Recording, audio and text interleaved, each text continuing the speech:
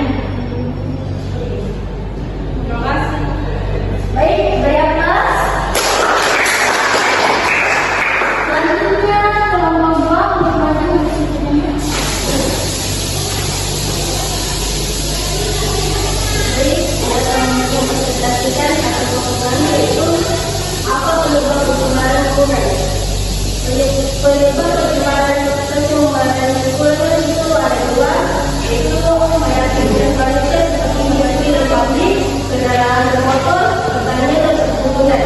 Kalau yang kedua faktor alam seperti letusan gunung berapi, banjir, dan kebakaran hutan. Baik, terima kasih banyak teman-temannya. Dan kalian silakan kalau bertiga temannya.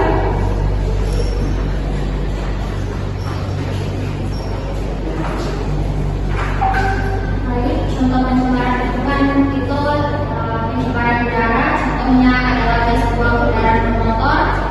Pencemaran air itu seperti limbah domestik, dan pencemaran tanah itu contohnya seperti sampah yang tidak terkontrol. Pencemaran suara itu seperti kemiskinan transportasi. Pencemaran cahaya itu seperti penggunaan lampu yang berlebihan di malam hari.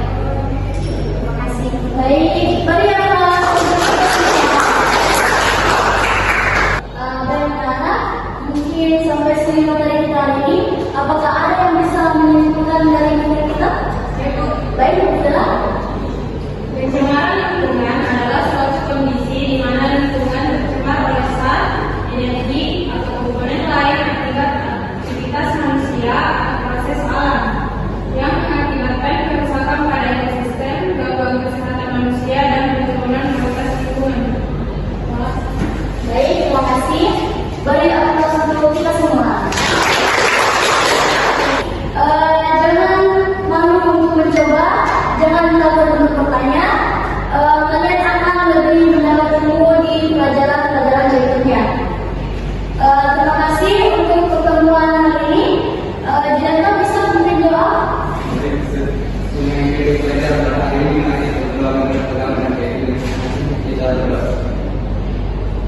Doa selesai. Baik, terima kasih.